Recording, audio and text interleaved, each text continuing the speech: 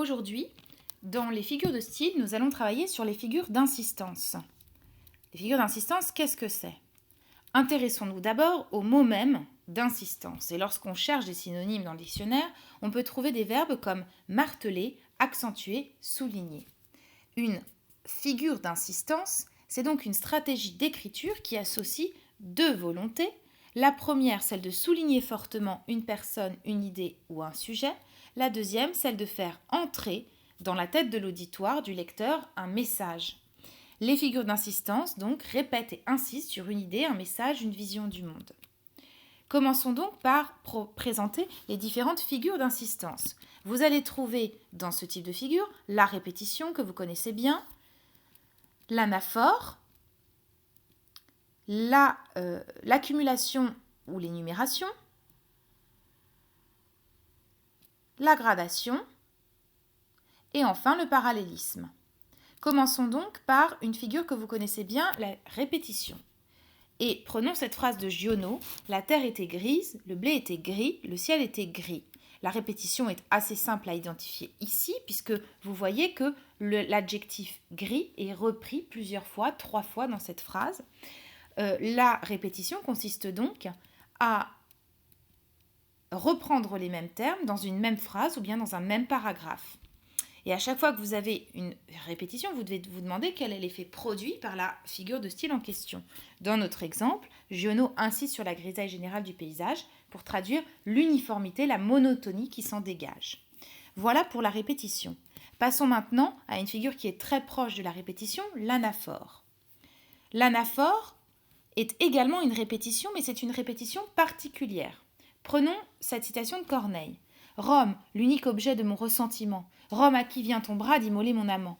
Rome qui t'a vu naître et que ton cœur adore. Rome, enfin, que je hais parce qu'elle t'honore. Vous le voyez, ici, vous avez une répétition du mot Rome. Mais cette répétition est particulière puisque le nom de la ville est placé à chaque fois au début de la phrase. C'est donc ce qu'on appelle une anaphore, c'est-à-dire la reprise d'une même expression en début de vers, de phrase, de paragraphe. Cette figure de style, ici, met en évidence une obsession ou une idée. Chez Corneille, elle permet de montrer que Rome a tout pouvoir sur les individus. Voilà pour l'anaphore. Passons donc maintenant à l'accumulation ou l'énumération.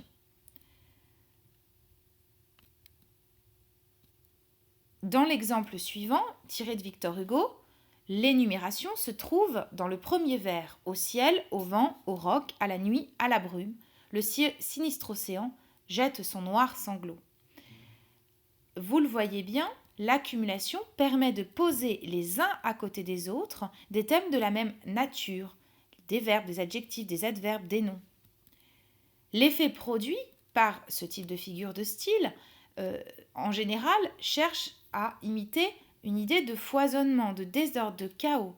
Dans notre cas, elle montre que l'océan sinistre s'adresse et domine tous les éléments énoncés. Le ciel, le vent, le roc, la nuit et la brume. Voilà pour l'accumulation ou l'énumération. Passons maintenant à la gradation.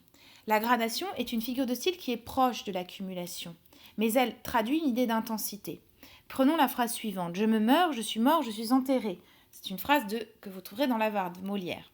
Et vous le voyez bien ici, vous avez une accumulation du verbe mourir et de l'idée de mort. Mais cette accumulation est progressive, puisque Molière fait varier l'intensité de cette mort. D'abord, vous êtes mort, vous mourrez, puis vous êtes mort, et enfin, vous êtes carrément enterré.